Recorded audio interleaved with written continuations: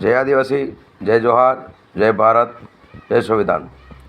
આવતીકાલે એટલે કે 13 સપ્ટેમ્બરે આદિવાસી અધિકાર દિવસ, વિશ્વ આદિવાસી અધિકાર દિવસ યુનો ઘોષિત આપણા આદિવાસીના મૂળભૂત અધિકારોથી વંચિત રહી ગયા હોય એવી તમામ સમસ્યાઓનો ઉજાગર કરવા માટે વિશ્વએ ઘોષિત કર્યો છે।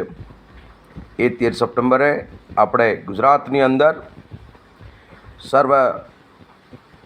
આખા ગુજરાતના બધા જ સમાજ આદિવાસીના સમુદાય ભેગા થઈને નક્કી કર્યું છે કે ગાંધીનગર ખાતે વિશ્વ આદિવાસી અધિકાર દિવસ ઉજવવો જોઈએ।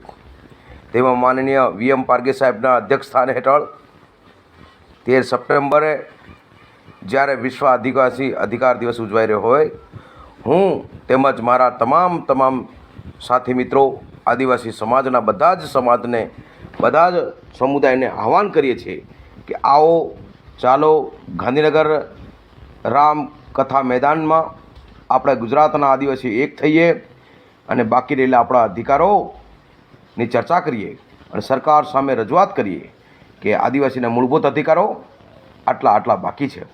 તો તમામ મારા આદિવાસી ભાઈઓને હું કહું છું, આવતીકાલે કે 13 સપ્ટેમ્બરના રોજ આપણે ગાંધીનગર ખાતે રામકથા મેદાન એસટી પથિકા એસટી બસ સ્ટેન્ડની જોડે આપણે મળીએ, સૌ આદિવાસીઓ ભેગા થઈએ, અધિકારની વાત કરીએ।